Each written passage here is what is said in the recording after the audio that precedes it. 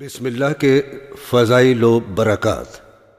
میرے دینی بہنوں اور بھائیوں، اللہ رب العزت نے اپنی مقدس اور عظیم کتاب قرآن کریم کو بسم اللہ سے شروع کیا ہے۔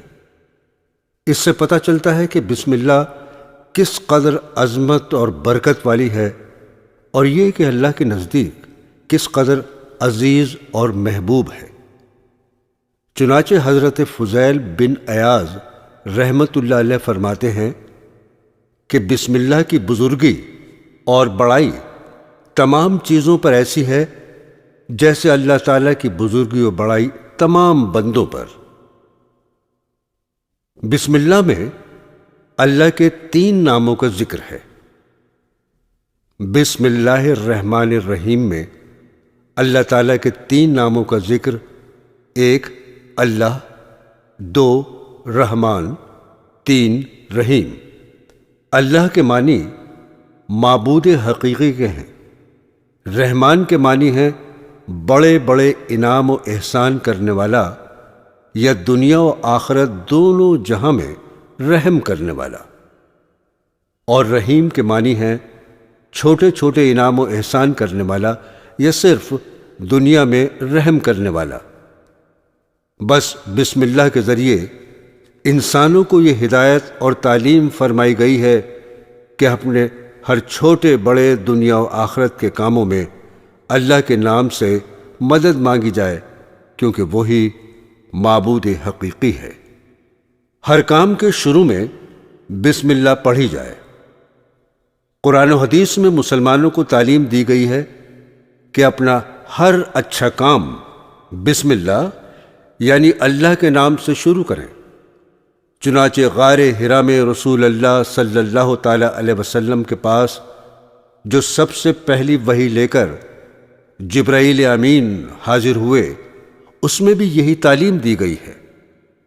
ارشاد خداوندی ہے، اے محمد صلی اللہ تعالی علیہ وسلم، آپ قرآن اپنے رب کا نام لے کر پڑھا کیجئے جس نے سب کو پیدا کیا، یعنی تلاوت سے پہلے بسم اللہ الرحمن الرحیم پڑھا کیجئے۔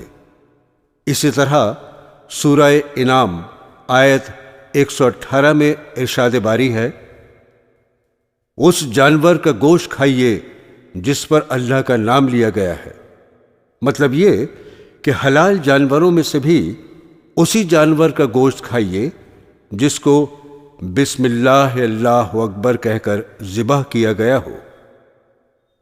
جناب رسول اللہ صلی اللہ تعالی علیہ وسلم نے ارشاد فرمایا، جو محتمم شان کام اللہ کے نام سے شروع نہ کیا جائے وہ ناقص اور ناتمام ہے۔ بس مسلمانوں کو چاہیے کہ وہ اپنے کاموں کو اللہ کے نام سے شروع کریں، اور اگر وہ ایسا نہیں کرتے تو سمجھیے وہ اللہ کی مدد اور نصرت سے محروم رہتے ہیں۔ چنانچہ احادیث پاک میں ہدایت فرمائی گئی ہے کہ گھر کا دروازہ بند کرتے وقت، چراغ گل کرتے وقت، برتن ڈھانکتے وقت، کھانا کھاتے اور پانی وغیرہ پیتے وقت، وضو کرتے وقت، سوار ہوتے وقت، سواری سے اترتے وقت بسم اللہ پڑھیں۔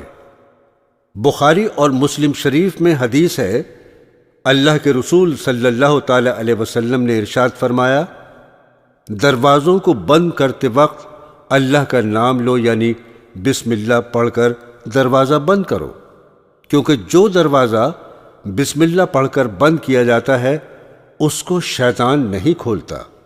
اور فرمایا کہ بسم اللہ پڑھ کر اپنے مشکیزوں کا منہ باندھو، اور کھانے پینے کے برتنوں کو بسم اللہ پڑھ کر ڈھانک دو، خواہ چوڑائی میں ہی کچھ رکھ دو۔ مطلب یہ کہ اگر کوئی معقول چیز برتن کو ڈھانکنے کے لیے نہیں ہے تو جو بھی میسر ہو اسی سے ڈھانک دو، چاہے اس سے برتن کا پورا منہ نہ ڈھکے۔ بسم اللہ کے ساتھ اس عمل کی وجہ سے انشاءاللہ اس چیز میں شیطان نہیں گھسے گا۔ برادران اسلام، اب سنیے بسم اللہ پڑھنے کے فوائد۔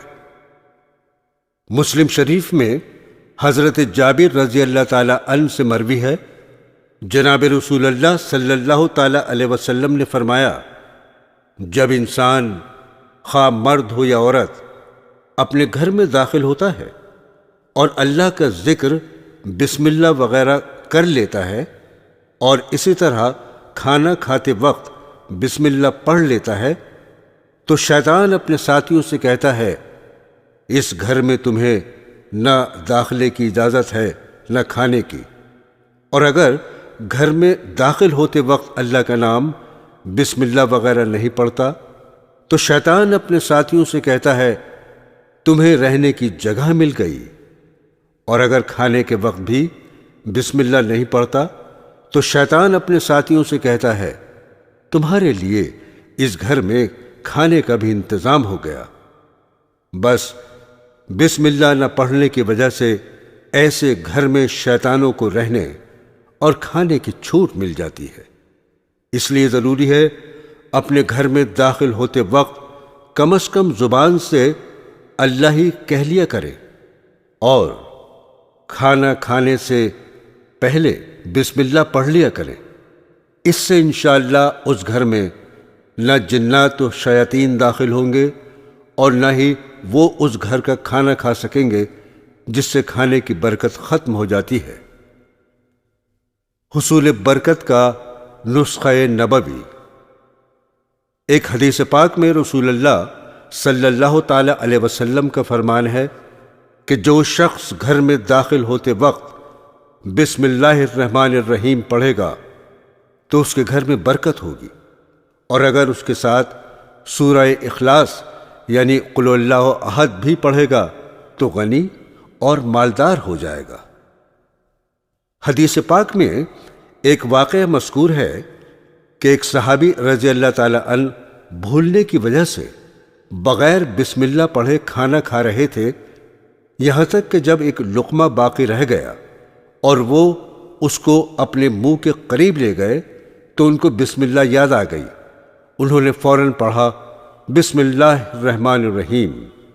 یہ منظر دیکھ کر رسول اللہ صلی اللہ تعالی علیہ وسلم مسکرانے لگے اور فرمایا، شیطان تمہارے ساتھ برابر کھا رہا تھا، مگر جب تم نے بسم اللہ پڑھی تو اس نے وہ تمام کھانا قے کر دیا جو تمہارے ساتھ کھایا تھا۔